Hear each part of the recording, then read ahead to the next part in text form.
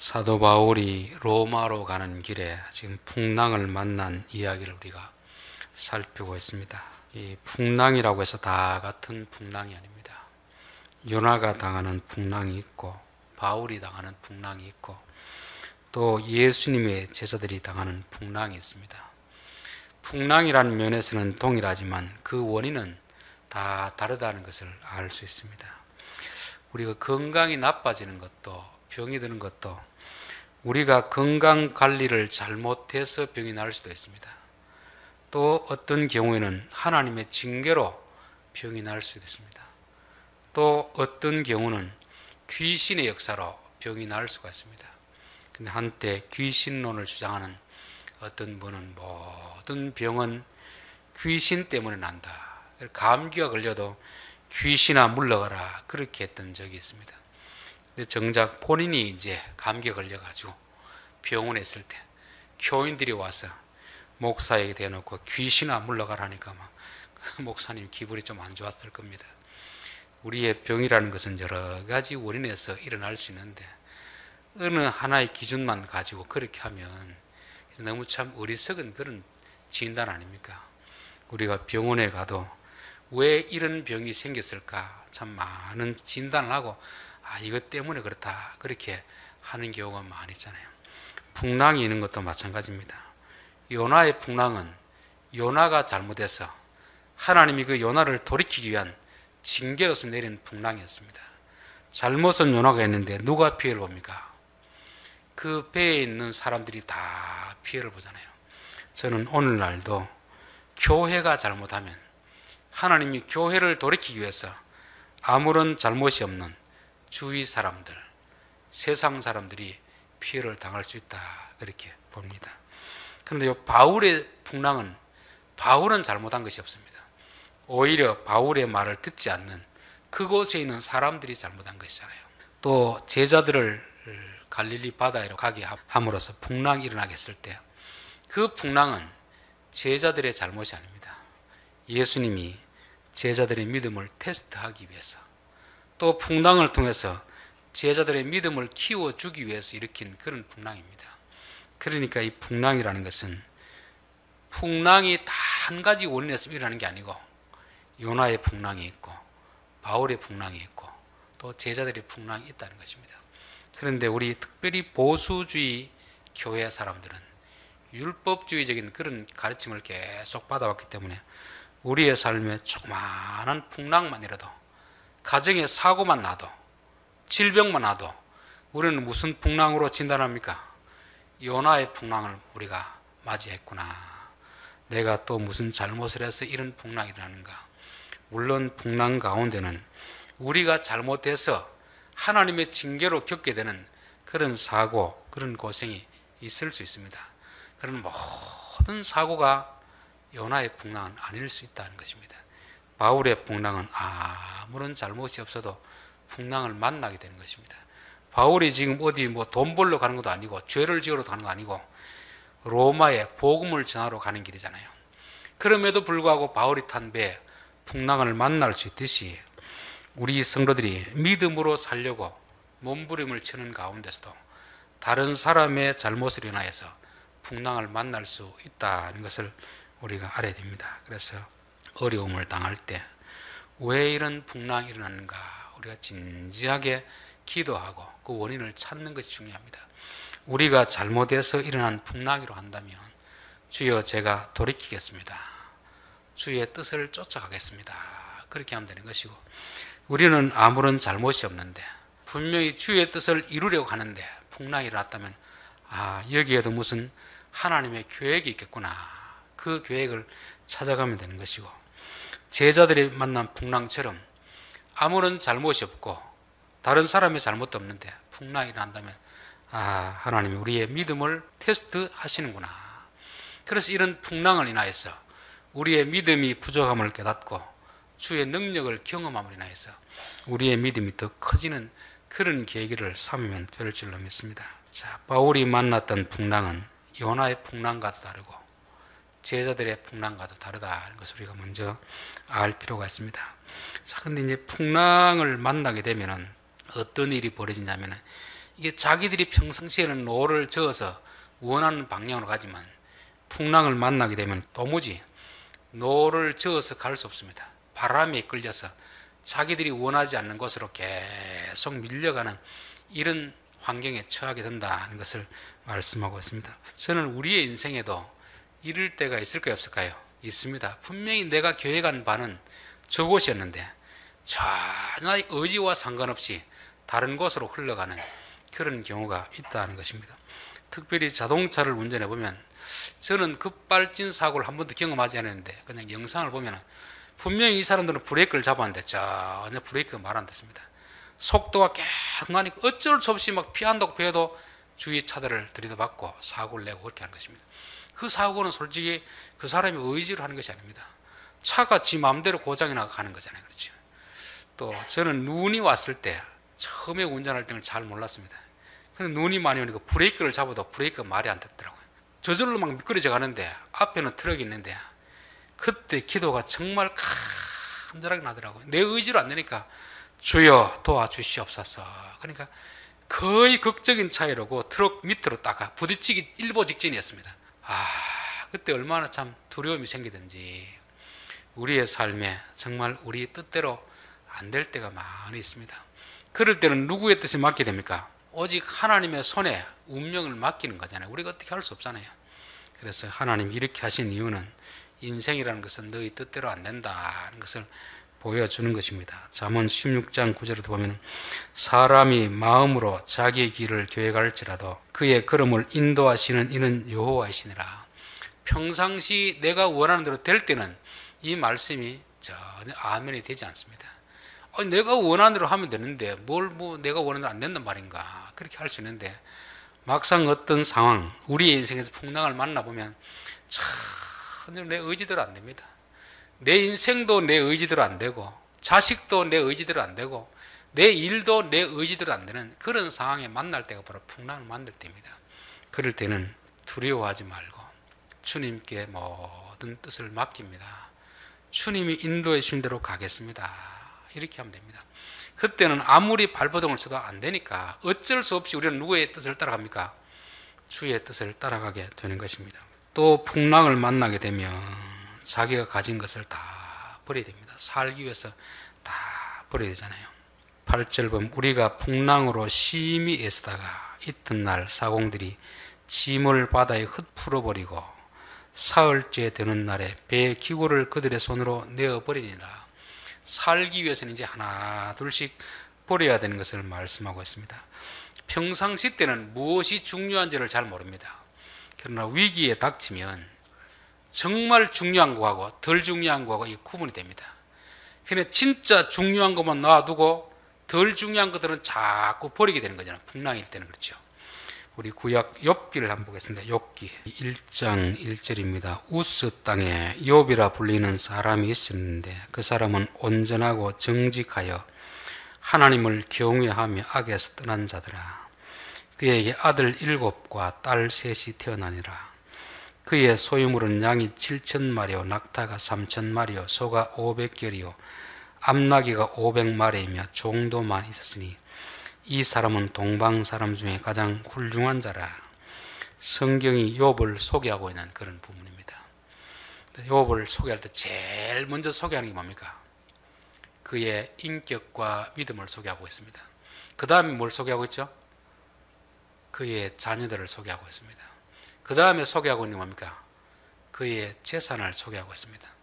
이 순서는 무슨 순서겠습니까? 하나님이 보시기에 뭐가 제일 중요하냐 하는 것을 보여주고 있습니다. 세상에는 소개할 때 이렇게 소개합니까? 아니면 그 사람의 재산이 얼마이다, 그 사람의 직장이다, 어느 곳이다, 그 사람의 빌딩이 몇 개 있다, 이런 걸 소개하겠습니까? 세상 사람들은 그 사람의 학력, 직업은 결국 돈이잖아요. 돈을 얼마나 잘 번다는 거 아닙니까? 세상 사람들에게는 제일 중요하게 여기는 것이 재산입니다. 재산. 인격, 신앙은 그렇게 중요하게 여기지 않습니다. 성경은 욥을 소개할 때 가장 중요한 게 그의 인격과 신앙을 소개하고 그 다음으로 자식이고 제일 마지막이 재산입니다. 그래서 하나님이 사단을 통해서 시험할 때 제일 먼저 가져가는 게 뭡니까? 재산을 가져갑니다. 그 다음에 자식을 데려가잖아요. 그 다음에 욥의 건강을 데려가는 것입니다. 믿음은 그대로 남겨두는 것입니다. 우리가 풍랑이 일어날 때 가장 먼저 버려야 될 것이 있고 마지막까지 버리지 못하는 것이 있습니다. 그래서 평상시 때는 무엇이 중요한지 모르고 살다가 진짜 어려움을 당하면 그때 버려야 될 것이 있고 마지막까지 버리지 못하는 것이 있습니다. 그게 어떻게 보면 가장 중요한 것입니다. 제일 먼저 버리는 것은 제일 중요하지 않는 거잖아요. 근데 평상시 때는 우리가 그걸 가장 중요하고 여기는 것입니다. 이게 돈 아닙니까? 돈 그렇죠. 우리에게 평상시 때는 가장 중요하다고 여겨지는 그 돈은 위기에 닥치면 풍랑이 있는 바닷가에 있으면 아무짝에도 쓸모없는 것입니다.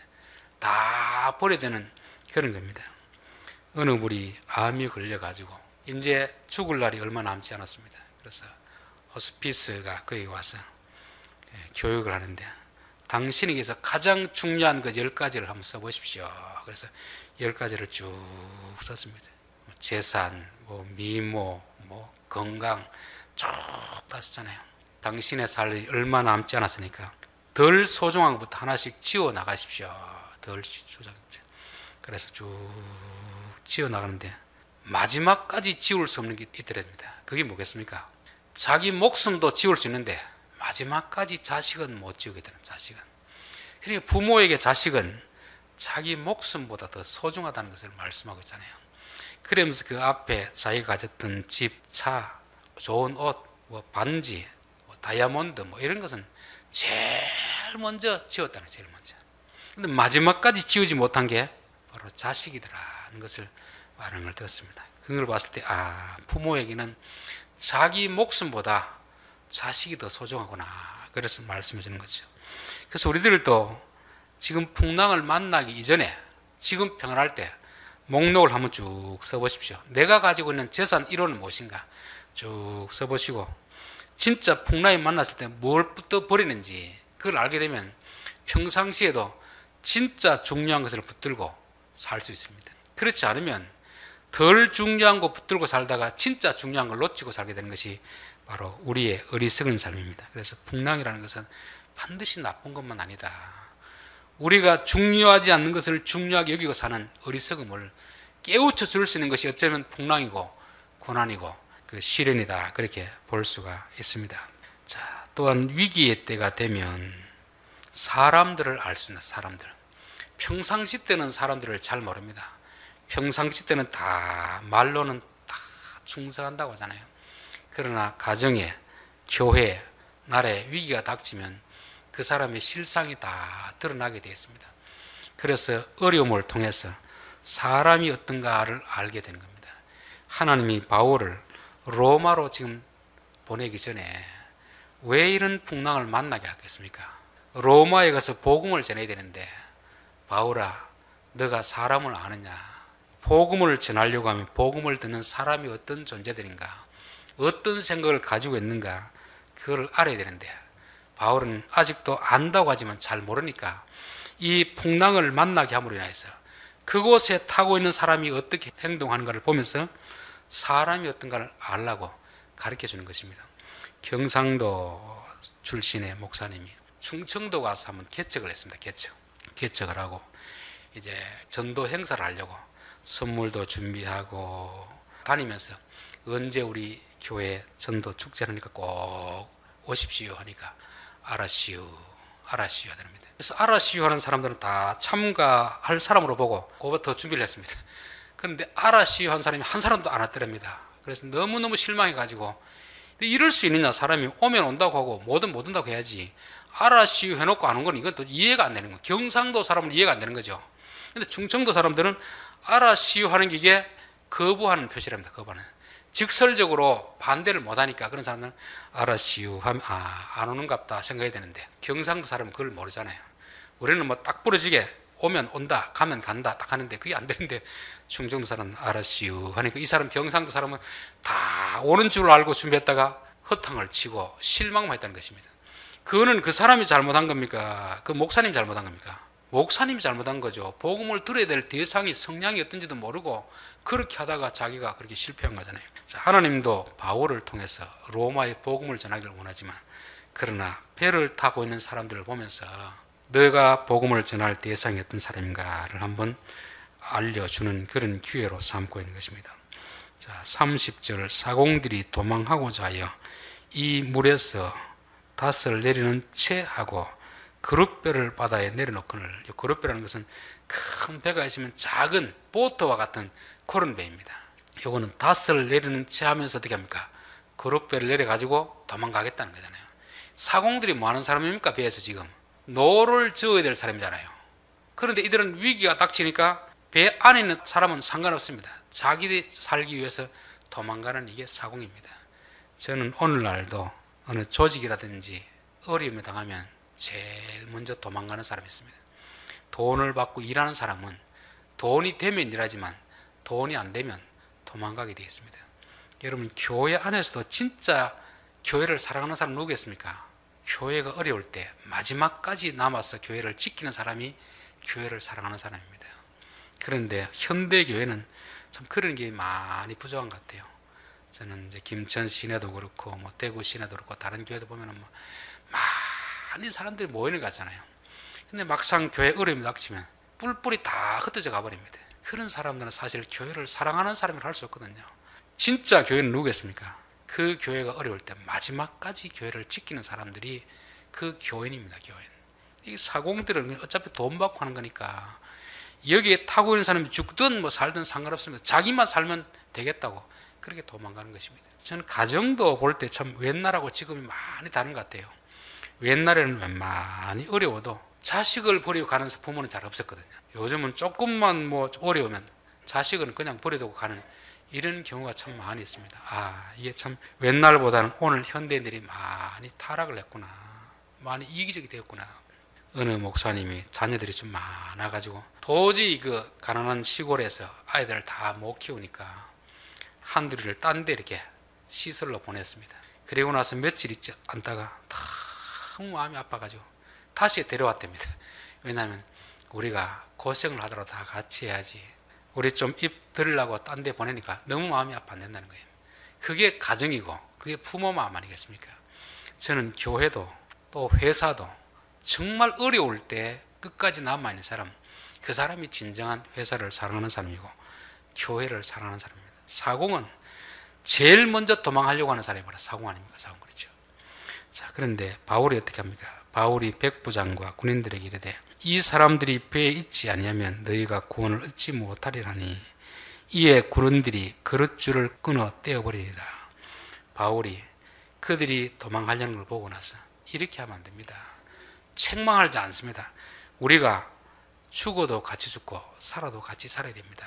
그래서 바울은 지금 죄수의 신분인데 오히려 그 안에 배를 타고 있는 사람들을 다 사랑하는 것입니다. 심지어 도망가려는 사공들까지 다 같이 살아야 된다, 그렇게 말씀하고 있습니다.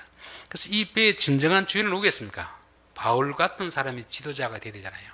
그래서 우리는 오늘 이 시대에 교회가 바로 바울 같은 사람이 되어야 된다. 직장이 어려울 때 교인들만큼이라도 그 직장이 마지막까지 남아있어야 되잖아요.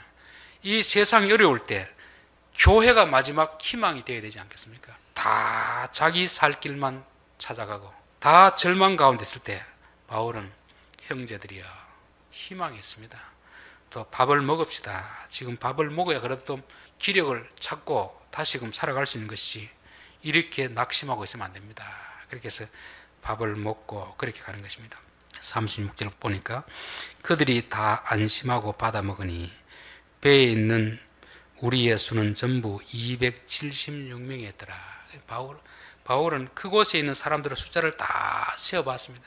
그리고 한 사람 한 사람 다 소중하다는 거잖아요. 사공도 소중하고 군인도 소중하고 죄수들도 다 귀한 생명을 가진 사람으로 그렇게 여기고 있는 것입니다. 저는 오늘 교회가 이 시대에 바울과 같은 사람이 되어야 되겠다. 가정에서도 믿지 않는 형제들이 어려움을 당할 때 마지막까지 소망을 주는 자가 예수 믿는 형제가 되어야 될 줄 믿습니다. 하나님 우리를 땅에 부르신 이유가 바로 그 이유 때문에 부른 거잖아요. 너희는 세상의 소금이고 세상의 빛이라. 음식이 부패하고 타락해 갈 때 그 타락을 막을 수 있는 마지막 역할하는 게 소금 아닙니까? 소금, 그렇죠? 그래서 저는 교회가 오늘날 이 사명을 잘 감당해야 됩니다. 교회 안에서 우리끼리 모여서 예배만 드리는 것이 아니고 이 어둠 가운데 있는 백성들에게 용기와 희망을 줄 수 있는 그런 역할을 우리 교회가 감당해야 될 줄 믿습니다. 우리가 세상을 다 감당하지는 못하더라도 적어도 우리의 이웃에 있는 사람들에게, 우리의 친척들 중에서 믿지 않는 사람들에게, 그들이 풍랑을 만나고 절망 가운데 있을 때 말 한마디라도 가서 따뜻하게 위로해주고 용기를 주는 그런 역할을 감당하라고 우리를 믿게 하셨고 우리를 존재하게 하신 것입니다. 42절 보면 군인들은 죄수가 헤엄쳐서 도망할까 하여 그들을 죽이는 것이 좋다 했으나, 이 군인들은 지금 이 배를 타고 죄수들을 로마까지 압송하는 그런 역할을 감당하고 있습니다. 그런데 이제 배가 이제 육지로 가까이 오니까 이거 육지로 내보내면 군인들이 다 도망할까 싶으니까 어떻게 하자고 합니까? 이놈들 다 죽입시다. 다 놓쳐버리면 우리가 다 문책을 받게 됩니다. 그런 주장을 하게 되는 거죠. 저는 이 군인들은 오로지 자기들의 어떤 입장만 생각하는 것입니다. 사람을 죽여서라도 자기 책임을 회피하려고 하는 이런 것이 군인들의 모습이다. 저는 그렇게 믿습니다. 요즘 저는 이 정부에서 하는 어떤 시책들을 볼 때 정말 이 백성들을 위해서 정책을 펼치는지 아니면 자기들 편의를 위해서 하는지 이게 이해가 잘 안 될 때가 있습니다. 이게 제일 심했던 게 코로나 상황 아니었습니까?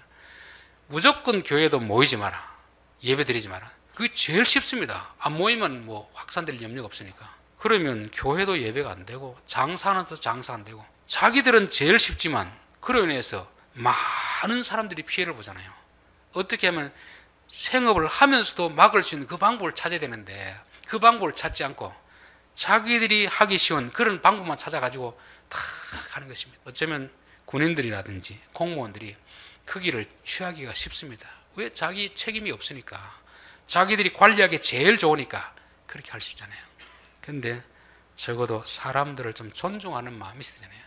죄수들이라도 조금 몇 명이 도망가더라도 살려둬야지. 죄수가 도망간다고 해서 자기 책임 안 지려고 다 죽여버린다면 그게 어떻게 되겠습니까? 성경은 가라지 비유가 있습니다. 가라지 비유. 분명히 알곡을 심어놨는데 나중에 보니까 가라지가 올라오거든요. 가라지가. 그때 종이, 주인이요, 저 가라지를 뽑을까요? 그러니까 주인이 놔둬라.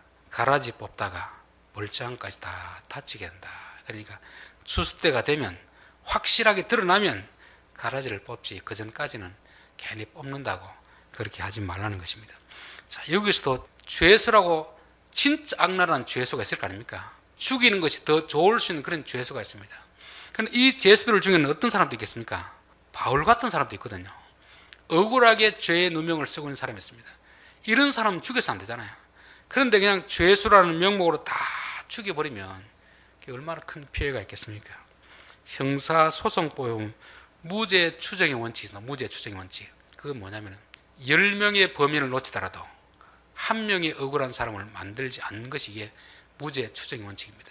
오늘 우리 시대에 보면 어떻습니까? 범인을 잡기 위해서 아무런 죄도 없는 사람들을 옛날 같으면 고문하고 이래가지고 범인을 만드는 경우가 많이 있잖아요. 비록 좀 범인을 잡는 게 늦더라도 억울한 사람을 만들어서는 안 되는 것이 형사소송법의 무죄 추정의 원칙인데 실제로는 그렇게 되지 않는 것 같아요. 위에서 압력이 가해지니까 빨리 범인을 잡기 위해서 죄도 안 지은 사람을 억지로 그냥 증거를 조작해가지고 하는 것입니다. 작년에 그게 나왔잖아요. 화성 연쇄살인범. 그 억울하게 몰려가지고 약자가 20년을 살고 나왔는데 진짜 진범이 잡혔잖아요. 그런 사람은 참 20년을 감옥에서 보냈는데 돈으로 그게 보상이 되겠습니까? 그리고도 그 사람을 범인으로 몰고 간 사람들은 어떻게 됐다는 건 말이 없습니다. 범인을 조작하고 증인을 조작하고 해가지고 억울한 사람을 만드는 이유가 바로 빨리 자기들의 어떤 편의를 위해서 그렇게 하는 거거든요. 저는 이 군인들만이 아니고 오늘 우리들도 그럴 수 있겠다. 조금 시간이 걸리더라도 이 일을 제대로 해결하려고 해야지 내 하기 편한 대로 그렇게 하다가 죄 없는 죄수들을 억울하게 죽음에 몰갈 수 있는 그런 경우가 있겠다. 그런 생각이 듭니다. 자, 43절 백부장이 바울을 구원하려 하여 그들의 뜻을 막고 헤엄칠 줄 아는 사람들을 명하여 물에 뛰어내려 먼저 육지에 나가게 하고, 저는 지도자의 판단력은 참 중요하다고 봅니다.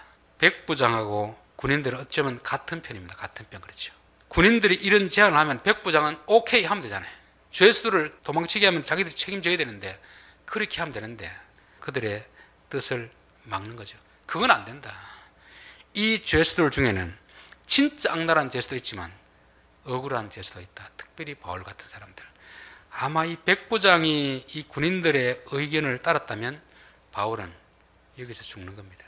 다행스럽게도 백부장이 이들의 잘못된 의견을 거부를 했기 때문에 바울은 살게 되는 것입니다. 저는 지도자의 능력은 밑으로부터 여러 가지 정보를 받지만 그러나 거기서 진짜 이 정보를 채택해야 될 정보가 있고 거부해야 될 정보가 있습니다. 왜냐하면 군인들은 말해도 이 실행화가 안 됩니다. 백부장이 오케이 하면 어떻게 됩니까? 실현은 되잖아요. 그렇죠? 그렇기 때문에 백부장이 어떤 결정을 하느냐에 따라서 사람들이 죽을 수도 있고 살 수도 있습니다. 여기는 백부장은 바울을 구원하려 하여 그들의 뜻을 막고, 그래서 저는 참 하나님이 백부장을 통해서도 바울을 살려주는구나 그런 생각이 듭니다. 그래서 저는 이걸 볼 때마다 우리나라의 지도자들이 이런 판단력을 가진 사람들이 있어야 된다. 밑에 사람들이 아무리 무엇을 하자고 해도 이건 아니다 싶은 건 아니다고 해야 되거든요. 근데 지도자가 그런 분별력이 없으면 밑에서 그냥 엉뚱한 보고를 하면 그 보고만 듣고 다 실행하게 되잖아요. 군인들은 아무리 의견을 내도 위에 사람이 거부하면 이건 실행이 안 되는 것입니다. 군인들이 잘못된 보고를 해도 이걸 받아들이면 현실화되는 거잖아요. 그래서 저는 이런 백부장을 만난 것도 참 바울에게는 복이구나. 하나님은 이 백부장을 통해서 바울을 구원해 주는구나 그런 생각이 들었습니다. 결론입니다. 우리의 삶에서 만나게 되는 여러 가지 시련과 어려움은 요나의 풍랑만은 아니다. 우리는 너무 요나 컴플렉스에 걸려가지고 조금만 어려운 일을 당하면 아이고 내가 또 무슨 죄를 지어서 그러나 그쪽으로 자기를 스스로 정죄하는 그런 경향이 있는데, 물론 그럴 수도 있겠지만 요나의 풍랑도 있고 또 바울의 풍랑도 있고 제자들의 풍랑이 있기 때문에 다양한 각도에서 한번 점검할 필요가 있다는 것입니다. 풍랑을 만나게 되니까 우리의 인생이 내 마음대로 안 된다는 것을 깨닫게 됩니다. 이런 풍랑을 만나지 않았더라면 우리는 늘 내가 원하는 대로 된다고 생각합니다. 여러분, 인생이 내 마음대로 안 되잖아요. 내 스스로도 내 마음대로 안 되고 자식도 내 마음대로 안 되고 내가 하는 일도 내 마음대로 안 될 때가 많이 있습니다. 그럴 때만이 우리는 누구를 의지합니까? 하나님을 의지하게 되어 있습니다. 그래서 풍랑이 오히려 우리의 현실을 깨닫게 해주고 하나님을 더 의지하게 하는 그런 좋은 기회가 되는 것입니다. 그리고 풍랑을 만나봐야 진짜 소중한 것이 무엇인지 깨닫게 됩니다. 풍랑이 일기 전에는 소중하지 않는 돈, 재물 이런 것 가지고 금은 보화 가지고 그렇게 귀중하게 여기는데 풍랑을 만나면 그게 중요하지 않다는 걸 알게 됩니다. 풍랑을 만날 때 마지막까지 놓지 못하는 게 목숨 아닙니까? 목숨보다 더 소중한 게 있겠습니까? 그리고 관계잖아요. 관계. 여기서 다 같이 힘을 합해 살아야지 누구는 도망가고 누구는 살고 이게 안 되잖아요. 그래서 관계가 돈보다 더 소중하다는 것을 우리가 깨닫게 되는 것입니다. 풍랑을 통해서 사람들이 어떤가를 보여주는 것입니다. 사공들은 도망하는 것입니다. 배에 타고 있는 사람들은 관심이 없습니다. 자기만 살만 되려고 하는 이런 사람들이 여전히 오늘 이 사회도 있을 수 있다는 것을 말씀합니다. 그리고 진짜 승객들, 그 사람들을 걱정하고 위로하는 사람은 바울이었습니다. 바울이 오늘 교회의 표상입니다. 표상. 우리가 있는 일하는 현장에서, 직장에서 어려울 때 그 직장에 있는 그리스도인들이 희망이 되어줘야 됩니다. 마지막까지 남아있어야 됩니다. 이 사회가 이제 절망이라고 할 때 교회가 그래도 희망이 되어야 되잖아요. 하나님 이를 위해서 교회를 세워두신 것입니다. 군인들은 자기의 책임을 회피하기 위해서 사람을 죽이려고 하는 것입니다. 그러나 죄인들 중에는 진짜 악한 사람도 있지만 억울한 죄인들도 있거든요. 다행스럽게도 백부장이 바른 판단을 내려서 그렇게 해서는 안 된다. 이곳에는 바울과 같은 진짜 의로운 사람이 있다는 것을 말씀하고 있습니다. 저는 지도자들을 위해서, 지도자들이 다른 것보다도 밑에 사람들이 보고할 때 그 보고를 듣고 무조건 판단하는 것이 아니고 분명한 철학을 가지고 판단을 해서 그 판단이 죽이는 결과가 아니라 사람을 살리는 그런 결과가 나올 수 있는 그런 판단을 할 수 있도록 기도해야 될 줄 믿습니다. 기도하겠습니다.